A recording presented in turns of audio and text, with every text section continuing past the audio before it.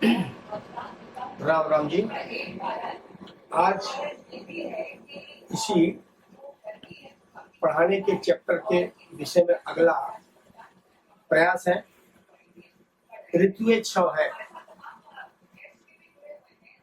6 ऋतुएं हैं। पहली है बसंत, दूसरी ऋतु है ग्रीष्म, तृतीय है वर्षा, चतुर्थ है शरद, पंचम है हेमंत और षष्ठम है शिशिर। इन ऋतुओं का मतलब होता है कि इन ऋतुओं में बसंत ऋतु मान हो गया, वृक्ष से लेकर के फसल से लेकर के पेड़ पौधे ये अपने अंदर एक प्रकार से हमें आपको फल देने वाला अस्तित्व को भरते हैं और हम लोग इसे बसंत ऋतु कहते हैं। ग्रीष्म वर्षा, इसमें शुष्क मौसम रहता है, न बहुत अच्छा न बहुत खराब। इसमें बालक जन्म लेने वाला व्यक्ति कन्या हो या बर हो, हल्का हल्का शुष्क रहता है। वर्षा प्रारंभ हो गई तृतीय ऋतु में। इस महीने का अगर कोई बच्चा होगा, रोगी होगा, क्रोधी होगा, लेजी होगा। एक बात आपको मैं महत्वपूर्ण बहुत बताना चाहता हूँ। हम हमेशा शास्त्र में बोले हैं कि जो व्यक्ति जिस दिन पैदा होता है, चाहे दिन हो या महीना हो या नक्षत्र हो, उसी दिन उसका जन्म होगा, उसी दिन उसका विवाह होगा, उसी दिन उसकी मृत्यु आएगी। चाहे दिन हो, चाहे महीना हो, चाहे नक्षत्र हो। जो व्यक्ति जिस दिन अपने माँ के गर्भ में जाता है, उसी नक्षत्र को पैदा होता है 9 महीने के बाद। ये हाल बता देता हूँ। वर्षा ऋतु का ऐसा प्रयास करें कि जो भी बच्चा पैदा हो वर्षा ऋतु के पहले हो जाए या बाद में हो। इसलिए मैं वर्षा ऋतु पर ज्यादा प्रकाश डाल रहा हूँ। ये विद्वान ब्राह्मण जो सीख रहे हैं या जो यजमान मेरे सीख रहे हैं, उसको विशेष कर ध्यान दें। वर्षा में बच्चे का प्रजनन होना मतलब हो गया कि रोगी, लेजी और परेशान। शरद माने टॉप, शरद ऋतु का आएगा, चंद्रमा का शीतल प्रदान करेगा और शीघ्र अपनी बुद्धि को प्रकाश करेगा। हेमंत, ये भी मौसम मिला जुला रहता है, इसमें भी कोई दिक्कत नहीं आती। शिशिर माने हो गया वर्षे का ठंडी की आरंभ होना। 6 ऋतु में प्रकाश आज डाला। आपको 6 ऋतुओं का विशेष कर हम प्रभाव और आगे चल करके बताएंगे। दिशाएं होती है 10। आपको पता है पूर्व के दिशा, इसका स्वामी कौन है? सूर्य नारायण है। इसीलिए व्यक्ति प्रातः काल 4 बजे से लेकर के 12 बजे के पहले भगवान सूर्य को पूर्वाभिमुख होकर के जल का अर्घ प्रदान करता है। अब हम आ गए अग्निकोण पे आ गए। इसके देवता है शुक्र। दक्षिण दिशा का स्वामी कौन होता है? मंगल। अब हम आ गए नैऋत्य कोण पे। नैऋत्य का स्वामी कौन होता है? राहु। इसके बाद आ गया पश्चिम की दिशा, इसका स्वामी कौन होता है? शनि। वायव्य कोण पे हम पहुंच गए, इसका स्वामी कौन होता है? चंद्रमा। इसके बाद हम आ गए उत्तर की ओर, इसका स्वामी होता है बुध। और ईशान कोण जहां पर मंदिर होता है, जहां पर भूमि का भवन का निर्माण होता है, जहां पर नाग नागिन कछुआ काटा जाता है, उसका स्वामी होता है बृहस्पति। अगर आप इसकी थोड़ी सी विवेचना सुन लें, आप हमने बता तो दिया। इसी पे आगे और हम बोलेंगे नक्षत्रों में संस्कार के बारे में उसके बताएंगे। तो पूर्व में सिर होना चाहिए सोने वाले व्यक्ति का। आयु की वृद्धि होगी। कभी भी पूर्व की ओर पैर करके नहीं सोना चाहिए, उसमें आयु की क्षीणता होती है, रोग का वृद्धि होती है। तो कभी भी कोई भी विश्लेषण करे, विद्यार्थी का सिर हमेशा पूरब होना चाहिए, गृहस्थ वाले का सिर हमेशा दक्षिण होना चाहिए। सपत्नी का आप सो रहे हैं तो आपका सिर दक्षिण होना चाहिए, आपका पैर उत्तर होना चाहिए। विद्यार्थी का सिर पूरब होना चाहिए, उसका पैर पश्चिम होना चाहिए। इस वजह से मैं प्रयास कर रहा हूँ दिशा के बारे में। आप अपना धन अलमारी जहाँ रखते हैं वह होना चाहिए आपका वायव्य कोण पे, जहाँ पर चंद्रमा का वास होता है। इसे हम कहते हैं उत्तर और पश्चिम का कोना। इस दिशा में जिस व्यक्ति का धन का जगह होगा, आर्थिक स्थिति उसकी हमेशा अच्छी और मजबूत रहेगी।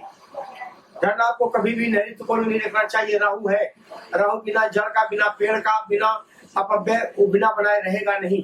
इस वजह से आपको अग्नि कोण से लेकर के नैऋत्य कोण तक धन को कभी नहीं रखना चाहिए।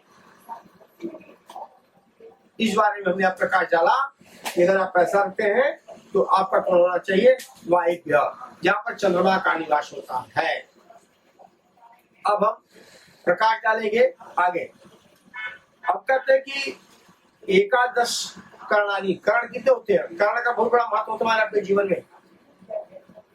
जैसे कुंडली हम लोग बनाते हैं या ग्रह का विवेचना करते हैं तो व्यक्ति को देखने पर नक्षत्र, फिर इसके बाद उसका जो है गण, नाड़ी और योनि चक्र करने के बाद वक्त जाते हैं उसका प्रभाव क्या है ज्योतिष में। जैसे चंद्रमा का वास देखा जाता है उसी प्रकार से बवों का भी वास देखा जाता है। बव होता है पहला, दूसरा है बालव, तीसरा है कोलव, चौथा है तैतिल, पांचवा है गर, छठा है वणिज, सातवां है विशिष्ट, विशिष्ट लिखा हुआ है, और आठवां है शकुनी, नौवां है चतुष्पद और 10वां है नाग, 11वां है कृष्णग्नि। अब आप कहेंगे पर इसका अर्थ क्या हुआ, हमारे जीवन में इसका क्या प्रभाव पड़ता है? बव माने होता है जैसे कोई पुनीत काम करते हैं, आप गृह प्रवेश करते हैं, शादी विवाह करते हैं बच्चों का, या कोई भी पुनीत काम करते हैं, अगर योग बव है तो उसमें कर लेना चाहिए। बालव है उसमें भी कर लेना चाहिए। कौलव है थोड़ा सा विचार करें, करूं कि न करूं, मलिन होता है न करें। तैतिल है उत्तम है। अगर यही गर है फिर रुक जाइए, आप न प्रयास करें, आगे तिथि पंडित जी से ले लें। वणिज है व्यापार करने के लिए तैयार हो जाइए आप, उत्तम है ये। विष्ट है ये भी बहुत अच्छा है। शकुनी है इसमें कोई पुनीत काम न करें, कोई लेन देन न करें, भूमि विभाग का क्रय विक्रय न करें। चतुष्पद है वाहन ले लें आप, मकान ले लें आप, जो भी करना चाहते हैं इसमें करें, ये बहुत उत्तम माना गया है। नाग है ये भी स्थिर है। एक बात नाग शब्द मुझे याद आ गया, हम आपको प्रमाण देंगे क्या करें क्या न करें। किताब में लिखा है कि जो व्यक्ति मंदिर में जाकर के भगवान से धन की याचना करता है वह व्यक्ति मृत्यु पाने के बाद वह नाग की योनि में जन्म लेता है। क्योंकि नाग हमेशा, कृपया, अगर जिस घर में धन है तो वहां पर नाग का वास होता है। नाग सबसे ज्ञान आ गया, मैंने बता दिया। व्याकरण का मतलब होता है कि व्यक्ति को जानकारी, एक शब्द की जानकारी। ज्योतिष माने होता नेत्र है ये, तो ध्यान आ गया, मैंने बता दिया। तो आप कभी मंदिर में जाएं, केवल नारायण का दर्शन करें और अपने गृहस्थाश्रम के लिए जो भी है विनम्रता पूर्वक उनके उत्तर सब जानने वाला है, अंतर्यामी है, उसे कभी भी आप अपने धन की याचना न करें। नहीं, धन की याचना करते करते करते करते जब चतुर्थ अवस्था में नारायण अपने चरण में बुलाएंगे तो आपकी कटघरी डाल देंगे कि नाग योनि जा तू भटक जा। तो नाग की योनि में जाकर के आप पृथ्वी के अंदर घुसे रहेंगे, श्वास लेकर के अपने जीवन को गुजारेंगे। और फिर जब कोई धन को खो देगा तो आपको मार के फेंक देगा, तब आपकी योनि बदली जाएगी, नहीं तो आप जीवन पर्यंत नाग की योनि में भटकोगे। 1000 वर्ष तक नाग की आयु होती है। नाग में कोई काम नहीं करना चाहिए। कृष्णग्नु, इसमें भी कोई काम नहीं करना चाहिए। काम सफल पूर्वक सफल नहीं होता है। राम राम राम राम। अब आप कृपया भी देख दें, वो लोग कहते हैं कि पंडित जी जनवरी फरवरी से लेकर के राशि तो होती है 12, और हमेशा राशि चंद्रमा से देखा जाता है। चंद्रमा जिस लग्न का बैठा है 7 का है तो तुला राशि, तो कहने मतलब कि राशियों का विवेचन होता है चंद्रमा के द्वारा। राशि 12 है, ध्यान दीजिएगा। एक राशि से एक ज्योतिर्लिंग का निर्माण हुआ है। 12 राशि है और 12 ज्योतिर्लिंग है। पहली राशि हो गई मेघ, वृक्ष, मिथुन, कर्क, सिंह, कन्या, तुला, वृश्चिक, धनु, मकर, कुंभ और मीन। अब हम आपको इसका प्रकाश डालेंगे, इसका एक एक अर्थ बताएंगे आगे।